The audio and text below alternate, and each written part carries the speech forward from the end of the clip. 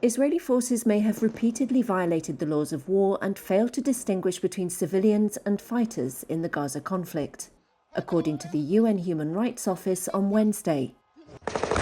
Separately, the head of a UN inquiry accused the Israeli military of carrying out the extermination of Palestinians.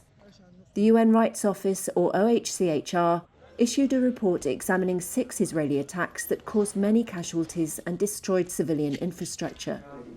This was its spokesperson, Jeremy Lawrence. It notes that unlawful targeting, when committed as part of a widespread or systematic attack against a civilian population, in line with the state or organisational policy, may also implicate the commission of crimes against humanity. Israel's permanent mission to the United Nations in Geneva characterised the analysis as factually, legally and methodologically flawed. It said the OHCHR had, at best, a partial factual picture. Lawrence said the attacks examined occurred before December, but were part of a continued pattern, though it was getting harder to assess the situation on the ground as the war went on. In a separate meeting of the UN Human Rights Council in Geneva, the head of the UN Commission of Inquiry, Navi Pillay, said perpetrators of abuses in the conflict must be brought to account.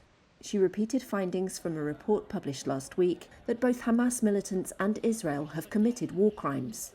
But she said Israel alone was responsible for the most serious abuses under international law, known as crimes against humanity. We conclude that Israeli authorities are responsible for war crimes, crimes against humanity, and violations of international humanitarian and human rights law, including extermination, intentionally directing attacks against civilians and civilian objects, murder or willful killing, using starvation as a method of war, forcible transfer, gender persecution targeting Palestinian men and boys, sexual and gender-based violence amounting to torture, and cruel or inhuman treatment.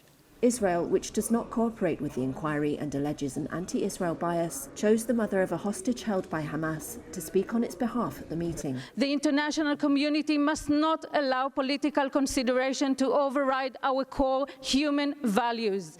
And it criticised the report on the grounds that it did not give due attention to the hostages taken by Hamas in its attack on southern Israel on October 7th.